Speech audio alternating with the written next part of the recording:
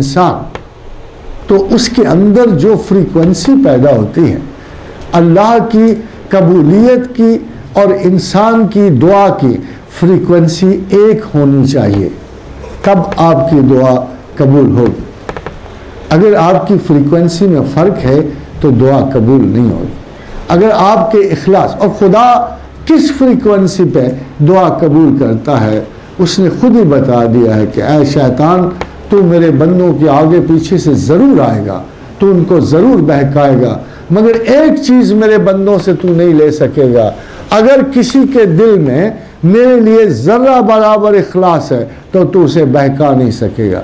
जो इंसान अल्लाह से मुखलिस है उसकी दुआ हर हाल में कबूल की जाती है। ये वो फ्रीक्वेंसी है जो अल्लाह हर हाल में कबूल करता है। इस फ्रीक्वेंसी पे खुदा कबूलियत प्रॉमिस करता है। मगर बाद औक़ात दुआ जो है मुकद्दर में इस्तिस्ना बन जाती है। मुकद्दर लिखे जा चुके हैं, अटल हैं, मुश्किल है उनको बदलना। लोग यही कहते हैं कि मौत नहीं टाल सकती, लोग यही कहते हैं जो लिखा है वो लिखा जा चुका है। ये कहना गलत होगा। जब सब कुछ डिटर्मिन हो चुका हो, जब मुतलक हो चुका हो, उस वक्त भी एक अथॉरिटी है जो अमेंडमेंट ला सकती है। अल्लाह से ये इख्तियार कोई भी नहीं छीन सकता कि वो अपने तकदीर को बदल सकता है।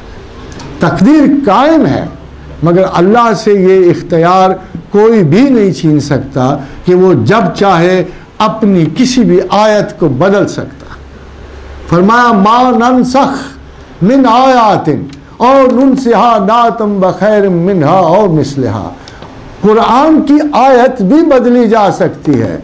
और अल्लाह ने कहा ये कोई अजीब बात नहीं है, हम आयत जो देते हैं अगर इंसान के फिलाह बहबूद में उसमें को देखते हैं कि इंसान की बर्दाश्त से बाला है तो हम उस आयत को किसी बेहतर आयत से बदल देते हैं।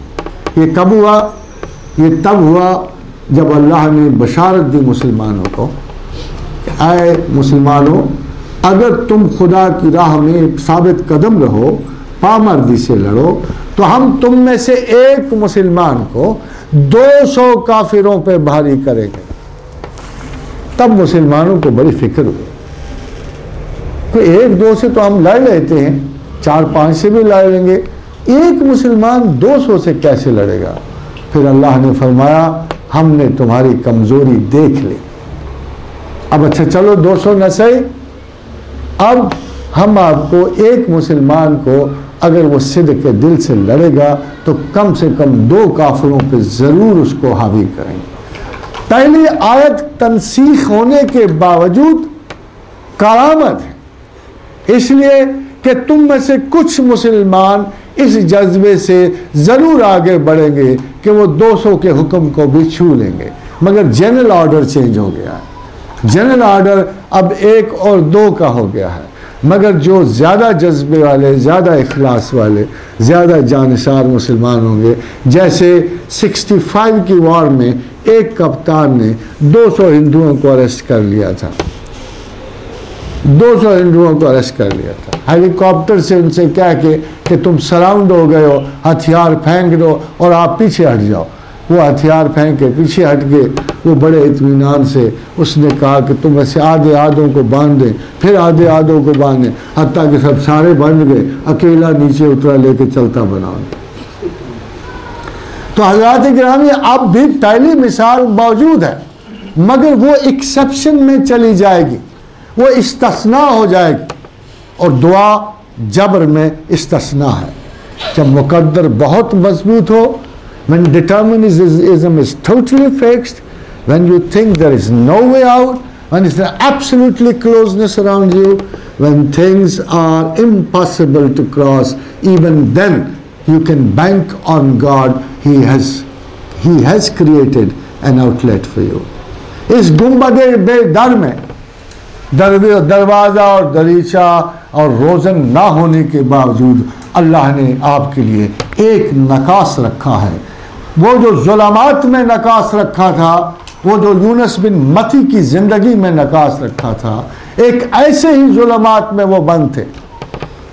हज़रत यूनुस ऐसे ही ज़ुल्मात में बंद थे, ना रोशनी की किरण थी, ना रिस्क था, गंद थी, अफूनत थी, गलाजत थी, और पैगंबर था। और ये किसी आम बंदे की कैफियत नहीं थी, ये पैगंबर था जिसको इस बुरी तरह जकड़ा गया।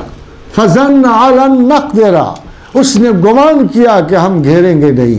हमने उसे ऐसा घेरा कि रोशनी की कोई रमक, उम्मीद की कोई किरण उसके बातिन में न छोड़े। इसके बावजूद पैगंबर साहिब दुआ था। फनादा फिर ज़ुलमात, उसने उन अंधेरों में हमें आवाज़ दी, अल्ला इलाहा इल्ला अंत सुब्हानका इन्नी कुन्तु मिनज़ ज़ालिमीन। O Lord God, you are perfect, you don't make mistakes, I am imperfect, I make mistakes, I have made a mistake, I'm sorry। सादा सा इस तर्जमा, भला आयत करीमा को पानी में बैठ के क्यों पढ़ोगे आप? ये कहाँ से जलाल टपकता है? एक सादा सा एतराफ़ है मोहब्बत का, बंदे की शिकस्त का, एक सादा सा एतराफ़ है कि ऐ मालिको करीम, तू बहुत बड़ा है, तू तो परफेक्ट है ना, हम तो नहीं ना हो सकते। इंसाफ की बात है, हम नहीं ना हो सकते, तो फिर क्यों इतनी ज्यादती कर रहे हैं हमारे साथ?